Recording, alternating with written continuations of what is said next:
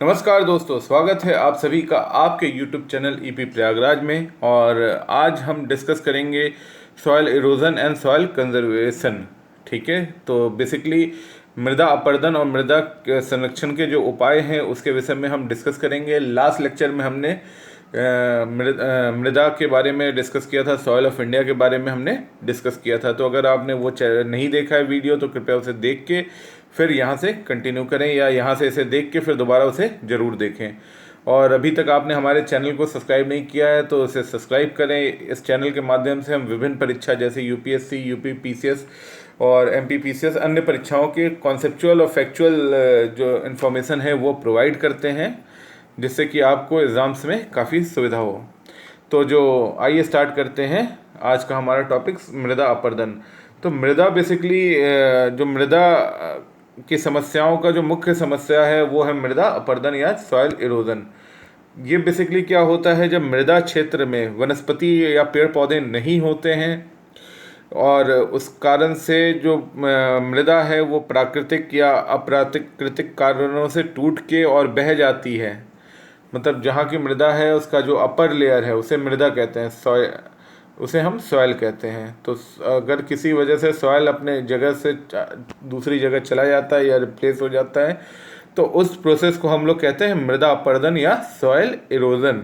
Basically इनके बहुत सारे कॉजेज़ होते हैं, बहुत सारे एजेंट्स होते हैं जो मृदा अपरदन करते हैं। जैसे हो गया आइस ग्लेशियर, वाटर की वजह से होता है, स्नो की वजह से, विंड की वजह से, या प्लांट एनिमल, बहुत सारे ह्यूमंस, ये बहुत सारी चीज़ें हैं जिनकी वजह से सॉइल इरोजन देखने को मिलता है। तो ये इसके विषय में हम लोग विस्तार से चर्चा करते हैं और समझते हैं कि सॉइल इरोजन की समस्या आखिर क्यों है इतनी। तो देखिए, जो कुछ एजेंट्स हैं, जो इम्पोर्टेंट एजेंट है सॉइल इरोजन के, वो हैं रनिंग वाटर, बहता हुआ पानी, विंड, ओवर ग्रेजिंग, ज़्यादा जो होता है अत्यधिक जो चराई होती है, या जो ग्रेजिंग जो होती है जानवरों का वहाँ चरना, उसे हम कहते हैं ओवर ग्रेजिंग।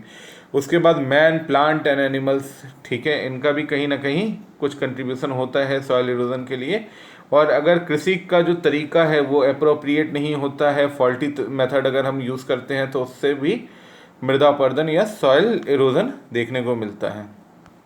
तो आइए सबसे पहले हम लोग बात कर लेते हैं वाटर्स के बारे में या रनिंग वाटर के बारे में। तो रनिंग वाटर की वजह से जो इरोजन देखने को मिलता है वो होता है splash erosion, seat erosion, rail या गली इरोजन और स्ट्रीम चैनल। ठीक है, तो जो सबसे पहला इसमें आता है वो आता है स्प्लैश इरोजन। ठीक है, तो स्प्लैश इरोजन बेसिकली क्या होता है, जब आप देख सकते हैं कि जब वर्षा की बूंदें जब सीधे मिट्टी पे गिरती हैं तब मिट्टी के कण भूमि से अलग हो जाते हैं। ठीक है, तो वर्षा की बूंदें जब मिट्टी पे डायरेक्ट गिरेंगी तो जो मिट्टी के जो कण हैं वो अलग होने लगते हैं, इसे हम लोग कहते हैं स्प्लैश इरोजन। तो ये पहला स्टेप होता है। ठीक है, इसी का जो सेकंड स्टेप है उसे हम लोग कहते हैं सीट इरोजन। सीट इरोजन या इसे हम चद्दर इरोजन भी कहते हैं, अपरदन भी कहते हैं सीट इरोजन को। तो जो सीट इरोजन होता है, जब मृदा की ऊपरी परत के अपरदन को परत अपरदन कहते हैं। जो ऊपरी अगर लेयर है, पूरी लेयर अगर कहीं से इरोड हो जाए तो उसे परत इरोजन या सीट इरोजन कहते हैं। ये अपरदन समतल भूमि पर मूसलाधार बारिश के बाद होता है। ये अगर मूसलाधार बारिश बनी रहती है तो उसकी वजह से जो ऊपर का पूरा लैंड का जो सरफेस है वो इरोड हो जाता है, वहाँ का जो सॉइल है वो इरोड हो जाता है। और मिट्टी के जो सूक्ष्म व उर्वरक परत है, जो फर्टाइल पार्ट है, वो यहाँ से वॉश अवे हो जाता है, दूसरी जगह पे आ जाता है। अब जब दूसरी जगह आ जाएगा तो यहाँ पे हमको बहुत सारी छोटी छोटी नलिकाएं दिखेंगी। बहुत सारी छोटी छोटी नलिकाओं के रूप से यह अपरदन आगे बढ़ने लगेगा।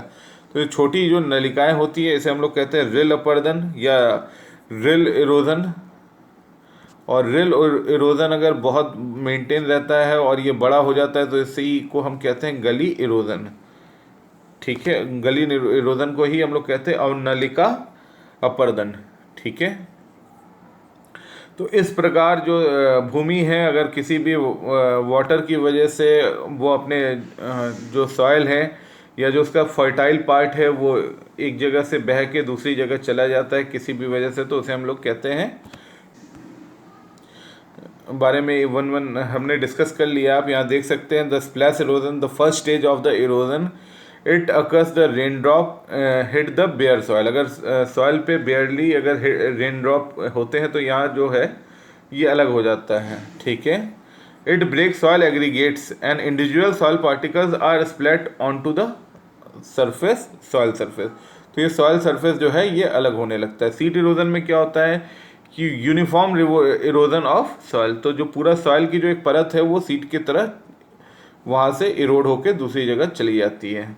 It can cover the large area of sloping hill, तो जो हिल वगैरह होते हैं या पर्वतीय ढाल होते हैं वहाँ से वो बह जाती है, ठीक है। उसके बाद होता है गली इरोजन।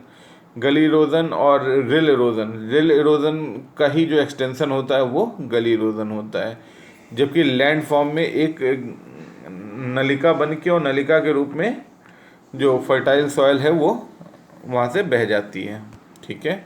और जब वो ज़्यादा विस्तार हो जाता है तो उसे हम लोग गली इरोजन भी कहते हैं। गली इरोजन में 50 फीट से 100 फीट तक की गली देखने को हमें मिलती है। उसके बाद हम बात कर लेते हैं विंड की वजह से जो इरोजन होता है उसे हम कहते हैं विंड इरोजन।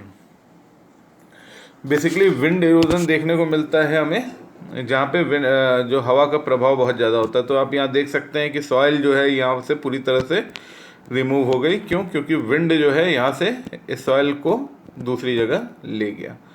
तो the term of the wind erosion refer to the damage of land as result of the wind removing the soil of the area. उस एरिया का जो सॉइल है वो विंड की वजह से जब एक एरिया से दूसरी एरिया चला जाता है या चला हो जाता है तो फर्टाइल लैंड वहाँ से हट जाता है।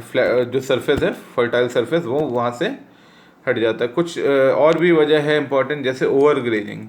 ओवर ग्रेजिंग में क्या होता है कि वेजिटेशन डायरेक्ट एक्सपोज हो जाता है विंड वगैरह पे, तो उससे भी सॉइल इरोजन होने की संभावना ज़्यादा होती है, क्योंकि पेड़ पौधों में क्षमता होती है कि वो सॉइल को बांध के रखते हैं।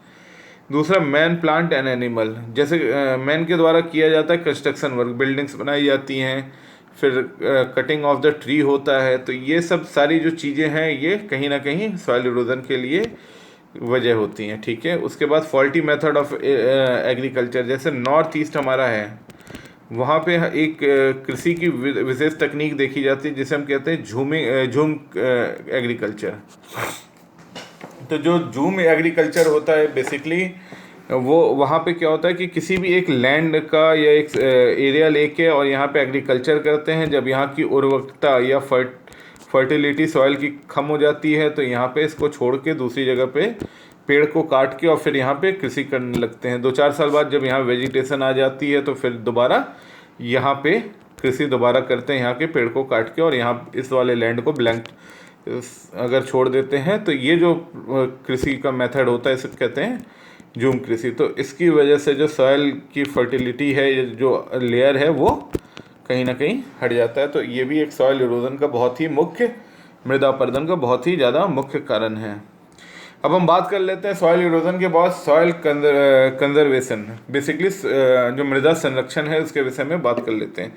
अगर हम किसी भी तरह से जो सॉइल का जो अपर लेयर है उसको अगर मेंटेन करते हैं, उसको प्रिवेंट करते हैं कि वो वहाँ से चला जाए या उसकी फर्टिलिटी कम हो, तो उसे हम कहते हैं सॉइल कंजर्वेशन या मृदा संरक्षण। तो बेसिकली इसके कुछ मेथड्स होते हैं, जैसे एफॉरेस्टेशन। अगर हम किसी भी क्षेत्र में अगर पेड़ों को लगा देते हैं, उनकी मात्रा बढ़ा देते हैं, पेड़ों की संख्या बढ़ा देते हैं, तो उससे क्या होता है, ये हम वृक्षारोपण करके इसके मृदा को संरक्षित कर सकते हैं। दूसरा होता है काउंटर प्लॉगिंग, ठीक है। अगर कंटूर प्लागिंग, तो अगर कंटूर लाइन का कुछ फॉर्म एरिया बनाते हैं जिससे कि मृदा जो है यहाँ की बह के दूसरी जगह ना जा सके, ठीक है। जो हाई माउंटेन्स वगैरह हैं तो माउंटेन्स का कुछ काउंटूर प्लागिंग की मतलब यहाँ का जो वो है मृदा है वो बह के नीचे हिल न जाए, इसके लिए कुछ हम लोगों ने एक व्यवस्था की माड़ बना दिया, तो उसे हम लोग कहते हैं काउंटूर प्लॉगिंग। तो उससे जो उसकी फर्टिलिटी है सॉइल की वो बनी रहती है। वही सेम प्रोसेस है टेरेसिंग। उसके बाद पशु चारण जो है उसको नियंत्रित किया जाए, पशु चारण को नियंत्रित करके भी हम लोग कर सकते हैं। बाढ़ नियंत्रित के मेथड्स होते हैं। अगर बाढ़ आती है तो मृदा के जो अपर सरफेस है उसको बहा ले जाती है, तो अगर बाढ़ को भी नियंत्रित किया जाए तो उससे भी हम लोग सॉइल को कंजर्व कर सकते हैं। उसके बाद फसलों की बदली भी कर सकते हैं। अगर एक फसल आज यहाँ पे है तो उसके बाद दूसरी फसल को भी अगर हम यहाँ पे करें तो इस सॉइल की जो है फर्टिलिटी बड़ी रह सकती है।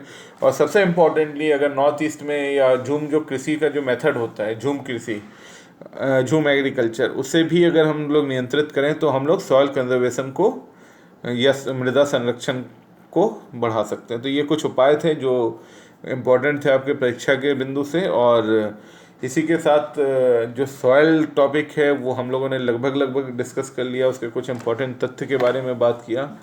और इससे पहले आपने अगर हमारा वीडियो नहीं देखा हो सॉइल ऑफ इंडिया तो उसे ज़रूर देखें। इसके बाद एक कुछ इम्पोर्टेंट बात और है वो भी बताना चाहूँगा। देखिए, सॉइल बेसिकली दो तरह के होते हैं, एक होता है एसिडिक सॉइल और दूसरा होता है एल्केलाइन सॉइल, ठीक है, जिसे हम क्षारीय कहते हैं। एक अम्लीय होता है, दूसरा होता है क्षारीय। तो आपको बेसिकली पता है केमिस्ट्री में 7 से ज़्यादा जिसकी भी pH वैल्यू होती है, ठीक है, उसको हम लोग कहते हैं एल्केलाइन, क्षारीय। और 7 से जो कम होता है उसको हम लोग कहते हैं एसिडिक, ठीक है, एसिडिक कहते हैं हम लोग अम्लीय को। तो एसिडिक होगा अम्लीय या तो क्षारीय होगा। तो 7 से कम है तो एसिडिक और 7 से ज़्यादा है तो क्षारीय। तो जो भी ये सॉइल हैं जहाँ पे 7.2 से वैल्यू ऊपर नीचे है उसे हम एसिडिक और उसके आधार पे बांट सकते हैं। तो इसको ये जो फसल होती है अगर कोई भी मिट्टी या एसिडिक होगी या बेसिक होगी, ये बहुत ज़्यादा अच्छी नहीं होती है, उसका न्यूट्रल होना बहुत ही ज़्यादा आवश्यक है। तो इसके कई उपाय भी होते हैं जिससे कि हम इसके pH को कंट्रोल कर सकते हैं। जैसे लाइम वगैरह ऐड करके हम लोग इसको क्षारीय बना सकते हैं एसिडिक को। तो कुछ मेथड्स हैं जिसको अप्लाई करके हम लोग एसिडिक और जो बेसिक या एल्केलाइन सॉइल है उसको नियंत्रित कर सकते हैं, ठीक है। उसके बाद और भी चीज़ें हैं, जैसे सबसे ज़्यादा जो हमारे भारत में पाई जाती है मृदा, वो पाई जाती है आपकी एलुवियल सॉइल। एलुवियल के बाद जो पाई जाती हैं वो एक क्रम है वो याद होना चाहिए। एलुवियल के बाद रेड या येलो, रेड सॉइल, रेड या येलो सॉइल। उसके बाद पाई जाती है आपकी ब्लैक सॉइल, और ब्लैक सॉइल के बाद पाई जाती है सबसे कम होती है लेटराइट। तो ये कुछ क्रम है जो एग्जाम्स में डायरेक्टली पूछ लिए जाते हैं। तो इसी के साथ ये लेक्चर समाप्त होता है। अगर आपको हमारा वीडियो पसंद आया हो तो कृपया इसे लाइक करें। अगर आपने अभी तक चैनल को सब्सक्राइब नहीं किया तो इसे सब्सक्राइब करें और बेल आइकन प्रेस करें ताकि आपको लेटेस्ट अपडेशन या नोटिफिकेशन आपको प्राप्त होता रहे। धन्यवाद।